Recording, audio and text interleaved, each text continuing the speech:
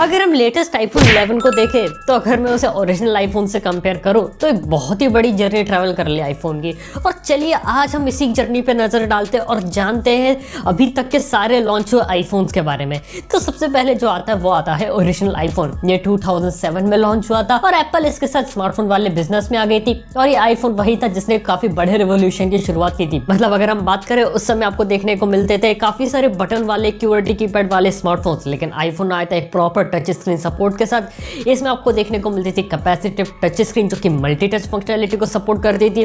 पहली बार आपको software keyboard का इंप्लीमेंटेशन देखने को मिला था और काफ़ी सारी अलग अलग चीज़ें देखने को मिली थी। और ख़ास बात तो यह कि ये जो आईफोन था आपको कभी इंडिया में देखने को मिला ही नहीं, क्योंकि इस आईफोन का जो लॉन्च था वो कभी इंडिया में हुआ नहीं। लेकिन जो ओरिजिनल आईफोन था ना उसने काफ़ी बड़े रिवोल्यूशन की स्टार्टिंग कर दी थी। और इसके बाद बात करते हैं आईफोन 3G की, जिसके अंदर आपको 3G कनेक्टिविटी तो मिले ही, इसके साथ देखने को मिला आपको ऐप स्टोर, यानी कि जितने भी एडिशनल ऐप और जो थर्ड पार्टी ऐप्स थी उसे आप फोन के अंदर डाल सकते थे। इसके साथ ही आईफोन 3G के अंदर आपको GPS का भी सपोर्ट देखने को मिला था, तो ये भी काफी अच्छी चीज थी। और हाँ, ये पहला आईफोन था जिसको इंडिया में ऑफिशियली लॉन्च किया गया था और उस समय एप्पल ने पार्टनरशिप की थी एयरटेल और वोडाफोन के साथ इसे इंडिया में लॉन्च करने के लिए। और इसके नेक्स्ट ईयर आपको देखने को मिला आईफोन 3GS, जो कि काफी हद तक सिमिलर आईफोन 3G जैसा देखने को मिलता था, लेकिन एस का मतलब यहाँ पे था स्पीड, यानी कि जो परफॉर्मेंस थी, जो प्रोसेसर था वो इम्प्रूव हुआ था। यहाँ तक कि 3 मेगापिक्सल का कैमरा देखने को मिला था और पहली बार ये आईफोन था जो कि वीडियो रिकॉर्डिंग करने के कैपेबल था। तो एक ओवरऑल एक अपग्रेड था और एस सीरीज का इंट्रोडक्शन हुआ था इस आईफोन से। इसके बाद आता है आईफोन 4। ये पिछले काफी आईफोन के कंपैरिजन में एक बड़ा अपग्रेड था, यहाँ तक कि इसके अंदर आपको VGA फ्रंट फेसिंग कैमरा देखने को मिलता था और एप्पल का जो रेटिना डिस्प्ले होता है ना वो भी आपको आईफोन 4 में ही देखने को मिला था सबसे पहले। और इसके बाद बारी आती है आईफोन 4S की। यहाँ पे एस का मतलब था एक्चुअली में सिरी, क्योंकि आईफोन 4S के साथ पहली बार एक AI वॉइस असिस्टेंट को इंप्लीमेंट किया गया था जो कि थी सिरी, जो कि काफी ज्यादा सक्सेसफुल रहा। और आईफोन 4S पहला ऐसा आईफोन बना जिसके अंदर आपको डुअल कोर प्रोसेसर देखने को मिलता था। साथ ही साथ आईफोन 4S के कैमरे को भी इंप्रूव किया गया, जो कि था 8 मेगापिक्सल का कैमरा जो कि 1080p की वीडियो रिकॉर्ड कर सकता था। और आईफोन 4S के साथ ही iMessage को भी इंट्रोड्यूस किया गया था मार्केट के अंदर। और इसके बाद बारी आती है आईफोन 5 की। इसके अंदर 2-3 बड़े चेंजेस किए गए थे, जैसे कि पहली बार तो एक बड़ा डिस्प्ले यानी कि 4 इंच का डिस्प्ले दिया गया था, क्योंकि इससे पहले तक जितने भी आईफोन थे वो सारे 3.5 इंच के साथ आते थे और आईफोन 5 था 4 इंच डिस्प्ले के साथ। इसके अंदर आपको देखने को मिलता था लाइटनिंग कनेक्टर, जो कि आईफोन 5 से इंट्रोड्यूस किया गया था और अभी तक आईफोन 11 तक चलता हुआ आ रहा है। इसके साथ ही इसके अंदर LTE का भी इंट्रोडक्शन किया गया था, यानी कि 4G स्पीड को सपोर्ट करता था।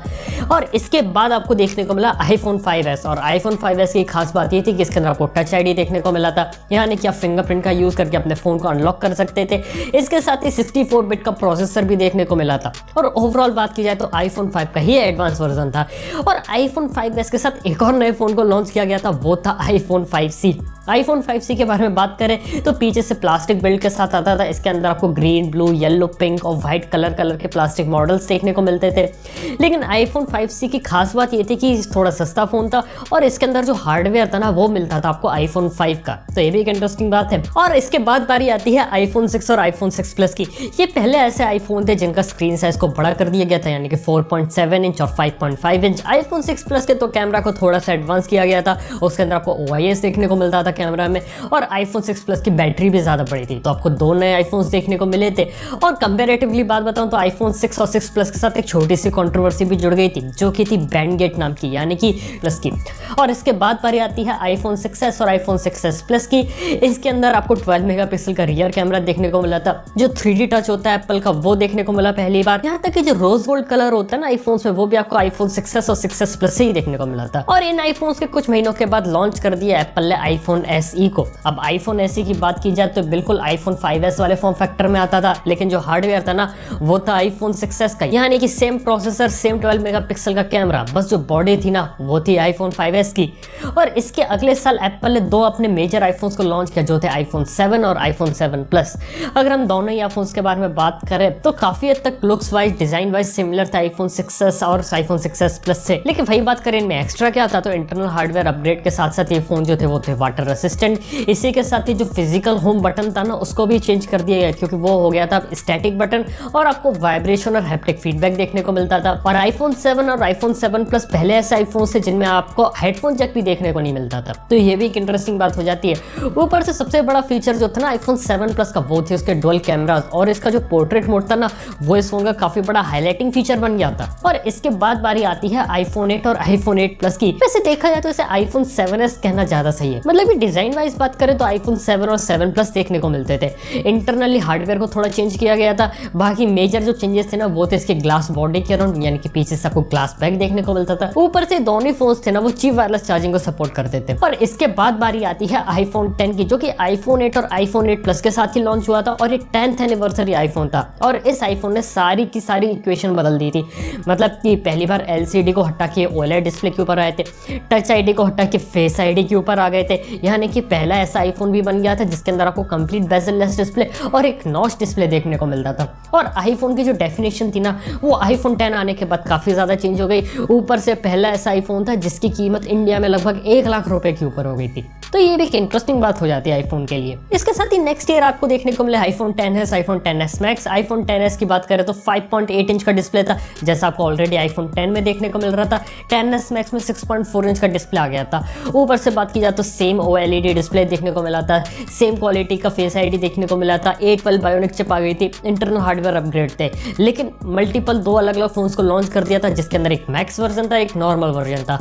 लेकिन उसी साल एप्पल ने अपने एक और नए फोन को लॉन्च किया था, जो कि था iPhone 10R, जो कि iPhone 10 जैसे डिजाइन में आता था, लेकिन कंपैरेटिवली वो सस्ता फोन था। मतलब कि उसके अंदर आपको LCD डिस्प्ले देखने को मिलता था, जो कि 6.1 इंच का डिस्प्ले था, सिंगल रियर कैमरास थे, और खास बात ये थी कि 6 अलग अलग कलर ऑप्शंस में देखने को मिलता था। लेकिन अच्छी बात ये थी कि इंटरनल जो स्पेसिफिकेशन थी ना वो एग्जैक्ट सेम आपको देखने को मिली थी जैसे आपको iPhone 10s 10s Max है, मतलब सेम प्रोसेसर देखने को मिलता था। लेकिन ये मार्केट में थोड़ा सा कम प्राइस में आया था, इसलिए इस one of the successful iPhones में हो गया, क्योंकि इसकी जो सेल्स थी वो 10s और 10s Max से भी ज्यादा हो गई थी।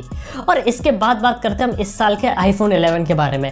अब iPhone 11 जो था वो एक्चुअली में सक्सेसर है iPhone 10R का। इसके अंदर आपको जो चेंजेस देखने को मिले वो थे डुअल कैमरा, यानी कि एक नॉर्मल कैमरा और वाइड एंगल लेंस कैमरा को पहली बार इंट्रोड्यूस किया गया। यहाँ तक कि वाइड एंगल कैमरा का यूज करके आप पोर्ट्रेट इमेजेस को भी ले सकते थे।